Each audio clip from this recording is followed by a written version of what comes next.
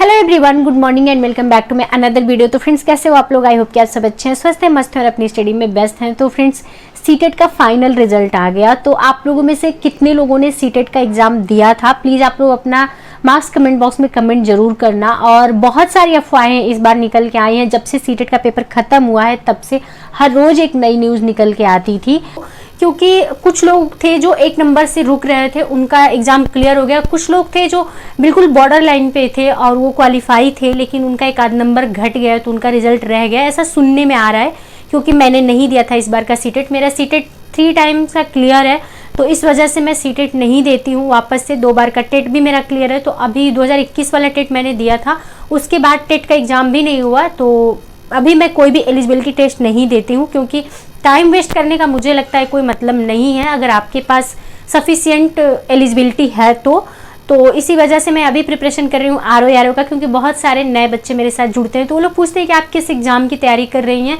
लेकिन मैं एक चीज़ आप लोगों को क्लियर कर दूं कि मैं थंबनेल पे लगा देती हूँ, तो आप लोगों को डाउट तो नहीं होने चाहिए। लेकिन फिर भी अगर आप लोगों को डाउट होता है तो एक छोटा सा इंट्रो, मैं यूपीपीएससी से आने वाली वैकेंसी आरओ के लिए प्रिपेयर कर रही हूँ, साथ में सुपर टेट की तैयारी भी करती हूँ, जो कि आपके यूपी में कराया जाता है। सुपर टेट का मतलब अब ये हो गया है कि बिहार में भी स्टेट होता है, तो बहुत सारे लोग कंफ्यूज रहते हैं, तो क्लियर कर दे रही हूँ कि यूपी से जो सुपर टेट होता है उसके लिए प्रिपेयर करती हूँ। तो फ्रेंड्स, जरूर कमेंट करिएगा अगर आप लोगों ने सीटेट का रिजल्ट देखा होगा अपना और सीटेट का एग्जाम दिया होगा तो फ्रेंड्स, सबसे पहले मैं कंप्लीट करूंगी अपना करंट अफेयर्स। और मैगजीन में बहुत सारी चीज़ें ऐसी हैं जो मैंने हाइलाइटर से हाईलाइट कर रखा है, याद करने वाली जितनी चीज़ें हैं मेरी, तो उसको याद करेंगे। और साथ में जो हमने नोट्स बनाया है करंट अफेयर्स का, उसका भी रिवीजन आज करेंगे, क्योंकि काफ़ी गैप हो जाएगा तो भूल जाएंगे चीज़ें। और करंट अफेयर्स तो ऐसा है कि डेली का बढ़ता जाता है, और हम लोगों का जब भी एग्ज़ाम होगा तो उससे 1 साल पहले तक का करंट अफेयर्स हमारा कंप्लीट होना चाहिए। आप लोग अक्सर पूछते रहते हैं कि करंट अफेयर्स कब का पढ़ें, तो 1 साल पहले का पढ़िए, क्योंकि आयोग का ज़्यादा फोकस जो होता है वो 1 साल तक का अगर आपने करंट अफेयर्स कंप्लीट किया है तो आपके मैक्सिमम क्वेश्चन बनने के चांसेस रहते हैं। 100% तो कहीं भी नहीं कंप्लीट हो पाता है। तो फ्रेंड्स, एक कमेंट से रिसीव हुआ था कि करंट अफेयर्स के इस बार ज़्यादा क्वेश्चन नहीं देखे गए थे। तो मैं आपको बता दूं कि माइंडसेट अपना ये मत बनाइए कि करंट अफेयर्स के क्वेश्चन ज्यादा नहीं देखे गए थे। दूसरी चीज, मैं बार बार आप लोगों को कहती हूँ कि पेपर एनालिसिस अच्छे से करिए, और 1 साल का नहीं, पिछले कम से कम 3 से 4 साल का पेपर आप उठा के देखिए कि कितना करंट का वेटेज है, या किसी भी सब्जेक्ट के अगर आप एनालिसिस करते हैं तो देखिए कि किसका कितना वेटेज है और कितना अप्स एंड डाउन्स हुआ है। क्योंकि 2-4 क्वेश्चन अगर कम या ज्यादा हो जाता है उससे बहुत ज्यादा फर्क नहीं पड़ना चाहिए आपके माइंडसेट पे। अगर आपने ये सोच लिया कि अरे करंट का क्वेश्चन तो बहुत कम पूछा था इस बार, तो पहली चीज तो आपने पेपर की एनालिसिस अच्छे से नहीं की। दूसरी चीज ये कि आप ये माइंडसेट बना लेंगे कि करंट अफेयर्स हमको बहुत ज्यादा नहीं पढ़ना है। तो करंट अफेयर्स का ऐसा होता है कि जो बच्चे पढ़ते हैं वो उनका सॉलिड नंबर होता है, जैसे मैथ वगैरह का नंबर होता है ना कि सॉलिड होता है, जो बच्चे सॉल्व करते हैं उनका 1 नंबर मिलना है, उसमें कोई डाउट नहीं होता है उसके ऑप्शन में। तो उसी तरीके से करंट में डाउट नहीं होता है, डाउट वाले क्वेश्चन बहुत कम होते हैं करंट अफेयर्स में। ज्यादातर आपकी जो डाउट वाले क्वेश्चन मिलेंगे वो जीएस में मिलेंगे। तो कभी भी आप ये गलती मत करना कि करंट अफेयर्स इस बार अगर 2-4 क्वेश्चन कम कर दिया तो नेक्स्ट टाइम भी वही रेशियो रहेगा। नहीं, करंट अफेयर्स को पूरे फोकस्ड होकर पढ़ना है, क्योंकि करंट अफेयर्स का वेटेज आपके पेपर में सबसे ज्यादा होता है। तो करंट अफेयर्स वाले पोर्शन को कभी भी हल्के में नहीं लेना है। कभी ये नहीं सोचना है कि नहीं यहाँ से क्वेश्चन इस बार अगर 2-4 कम बने, 20 से 25 से क्वेश्चन बने, तो नेक्स्ट टाइम भी यही बनेगा। और दूसरी चीज, आप पहले पेपर एनालिसिस करिए, मेरे बताने पे, किसी के बताने पे मत जाइए। आप पेपर एनालिसिस करिए, तभी आपको पता चलेगा और तभी आपको क्लियर हो पाएगा कि किस सेक्शन से कितने क्वेश्चन आते हैं। तो फ्रेंड्स, एक चीज क्लियर कर देना चाहती हूँ कि 1 साल से मतलब है, जैसे आपका 22 दिसंबर को पेपर होना है तो आपका दिसंबर 2023 से लेके दिसंबर 2024 तक का करंट अफेयर्स कंप्लीट होना चाहिए।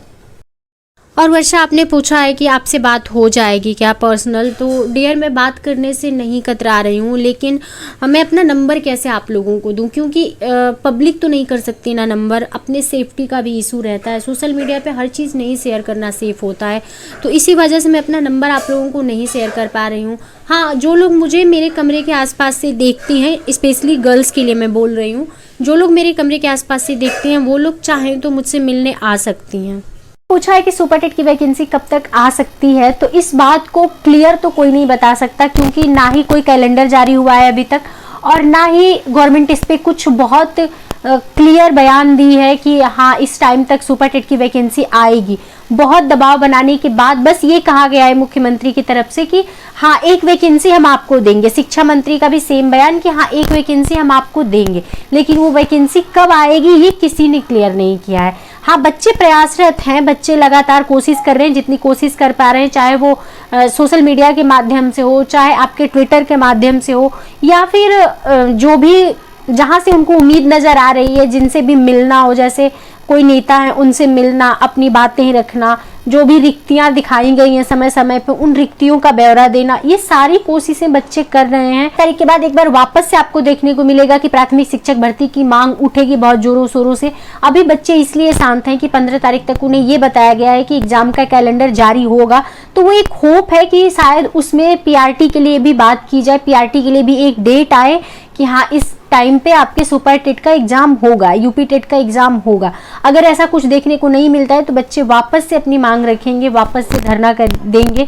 तो देखिए क्या रिजल्ट निकल के आता है। लेकिन जिस तरीके से बच्चे प्रयासरत हैं, जिस तरीके से नेताओं के बयान बदल रहे हैं, चाहे वो आपके मुख्यमंत्री योगी आदित्यनाथ हो या फिर आपके शिक्षा मंत्री हो, उस हिसाब से एक उम्मीद जताई जा रही है कि नई वैकेंसी आएगी। और जब भी वैकेंसी आएगी, एक चीज मैं शुरू से कहती चली आ रही हूँ कि टेट और सुपर टेट में बहुत अंतर देखने को नहीं मिलेगा। 1 महीने के गैप पे आपका पेपर करा लिया जाएगा, जैसे आपका 2019 में हुआ था। 2018 के एंड में आपका यूपी टेट हुआ था और 6 जनवरी 2019 को आपका सुपर टेट का एग्जाम था।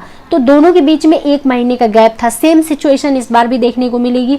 तो इसीलिए मैं कहती हूँ कि ठीक है, जो प्रक्रिया चल रही है, अगर उसमें आप सहयोग कर सकते हैं तो करिए, नहीं सहयोग कर सकते हैं, अगर आपकी सिचुएशन वैसी नहीं है तो आप अपनी पढ़ाई पे ध्यान दीजिए। आप कंटिन्यू पढ़ते रहिए, थोड़ा ही पढ़िए लेकिन पढ़ते रहिए।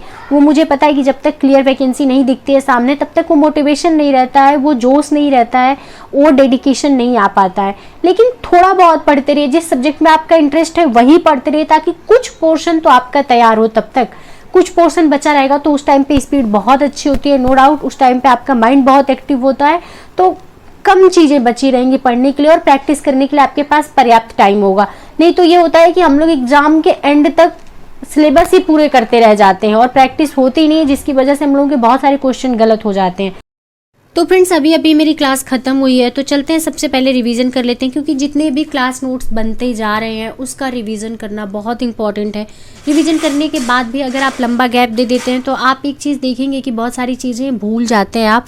तो रिवीजन बहुत इंपॉर्टेंट है। जितना मेहनत लगता है नोट्स बनाने में, उसका कई गुना मेहनत लगता है रिवीजन करने में, क्योंकि जो चीज़ें एक बार पढ़ ली जाती हैं दोबारा पढ़ने में थोड़ी सी बोरियत महसूस होती है, लेकिन पढ़ना पड़ेगा, क्योंकि जब तक हम लोग बार बार रिवाइज नहीं करेंगे तब तक बहुत सारी चीज़ें कन्फ्यूजन में चली जाती है। ऐसा लगता है कि हाँ ऑप्शन आता है तो ये भी हो सकता है, ये भी हो सकता है, और वो कन्फ्यूजन तभी होता है जब रिवीजन की कमी होती है या फिर प्रैक्टिस की कमी होती है। तो रिवीजन और प्रैक्टिस पे नोट्स बनाने से भी ज़्यादा टाइम देना है, क्योंकि नोट्स में एक बार में आप बना लेते हैं, लेकिन रिवीजन बार बार करना पड़ता है, प्रैक्टिस आपको बार बार करनी पड़ती है। और मेन फोकस्ड यही 2 चीज़ें हैं जो आपको सिलेक्शन तक लेके जाएंगी, क्योंकि अगर इन सब चीज़ों से फोकस आपका हटा तो कहीं आप डगमगा जाएंगे बीच में। तो ये गलती बिल्कुल भी मत करना।